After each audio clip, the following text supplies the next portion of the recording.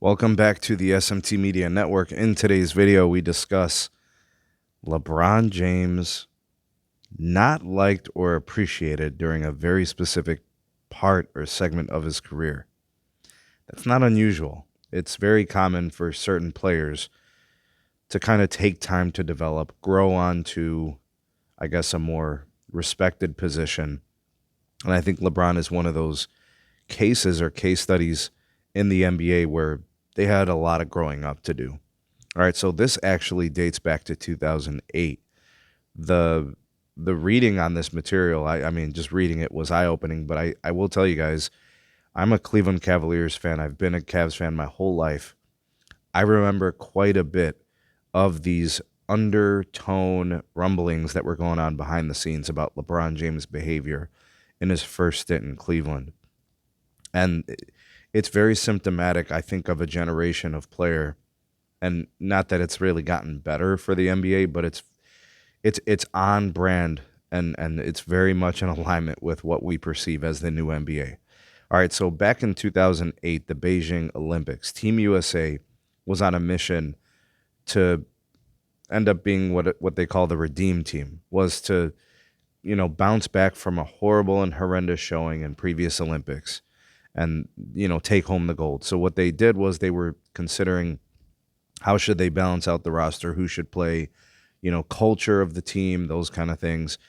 And you got to remember in 2008, coming off the '04 Olympics, the USA team was, I mean, they didn't even get to the gold game, if I remember correctly. I think they completely underachieved. So this was a very focused effort by the Team USA to really focus on culture, camaraderie, those kind of things for the '08 team. And they were not really fans of LeBron James and his diva-like behavior. LeBron's immaturity was well known at that time. It was discussed within inner circles and behind the scenes across the entire league. That was something I would hear about even locally as a Clevelander. I would hear stories about how LeBron during film sessions would very frequently disrupt, be very chatty and talkative, not pay attention to the film session, disrespecting his coach, throwing paper around the room during the film sessions. So it's not unrealistic to hear these things, which are much larger, much bigger issues. But behind the scenes, the officials were concerned about LeBron being on the Redeem Team. And, LeBron, obviously, it's not a question of talent. Everybody knows what he was capable of. He was a top MVP finisher. Kobe was coming off of his MVP season, around that time. But Kobe was going to be the one who was going to bring the culture. Kobe had proven, what it took to be a champion, having won championships, the mentality of what it takes to be great, and a standard of excellence, and the marks of maturity, right? A veteran and those kind of things. And according to the reports, LeBron was awful in the 2004 Athens Olympics. They said as a 19-year-old, they said he was unbearable, right? These are the reports that were coming out from the coaching staff, from the players, from around the league. And the reports are is that Jason Kidd was LeBron's babysitter during that time. During the time of, which sounds crazy. We're talking about grown men, right? And it involved Nike, trying to get LeBron to not be such a, I don't know what you want to call, but a problem for the team, right? The team wanted him to be more mature, grow as an individual and as a player. And, the reports are is that LeBron was given the ultimatum to change, to get serious, or they're going to leave you home. And this was in discussion in 2007. Wow. So, look, everything is in the past, and we can all look back, and it's all revisionist history. But this is a time when everybody was waiting for LeBron to make that step, was waiting for him to kind of get to the finals, win the finals, fill into the greatness that everybody perceived he could reach. his camp, LeBron's camp, his people, LeBron himself, always speaking about winning being so important and mentality and team, culture. He used to talk a lot of that. He used to talk a big game, but he wasn't living it at that point. In fact, he didn't win until he left Cleveland and went to Miami. To show you how elusive winning a chip is, he went to Miami, probably thought it was going to be easy, and still didn't win. It takes sacrifice. It takes commitment and willpower. I don't think he understood or had a grasp of those things until he actually hit rock bottom, which we could say in 2011, he hit rock bottom. Like, he was absolutely horrendous in the finals. Clearly he had not made those progressions as a player and a person prior to that point.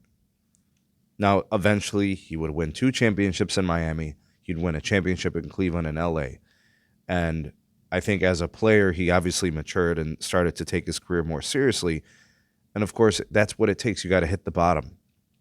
And, I'm sure the rumblings of people saying you're a failure and you're an underachiever and you're not good enough and you'll never win, like, that can motivate a player. And maybe that's what he needed. But this is a case study in a player who stood in his own way from achieving greatness. And it took a long time. There are wasted years of LeBron James' career where he himself was the architect of his failure. And we're not even really necessarily talking about his game. I'm sure we could tie it into actual hoops, right? But this is a mentality thing. And it seems to have taken him a very long time. So people say things like, he had to go to Miami to win and he had to get better teammates. He was doing all he could for his team. That is definitely not true. And as these kinds of stories are printed and coaches and players all speak to where he was as a player, it gives you a real understanding of why he wasn't able to win in the first phase of his career. I don't care what he says in interviews. I don't care what the excuse sayers are, the LeBron honey glazers, those, I don't care. It is clear, it is obvious. The record speaks for itself. When everything is said and done, we get to evaluate his career, which does include greatness, but is not perfect and is not going to be told by spun around media narratives from his camp. It happened. These things are true. And unfortunately, he has to accept it. He's not going to be able to lie to everybody. Not everybody's going to believe him. I understand it's going to shock him, and I'm sure he's very sad about it, and it bothers him. But not everybody has liked him. Not everybody will ever like him. And some people don't care for him. And as long as he continues to spin narratives and the truth continues to come out, there's always going to be that disconnect there. LeBron was not a great player for a large portion of the first part of his career, and it took him a long time to find greatness. Not because he wasn't physically capable. It was because of his mentality and what was going on upstairs.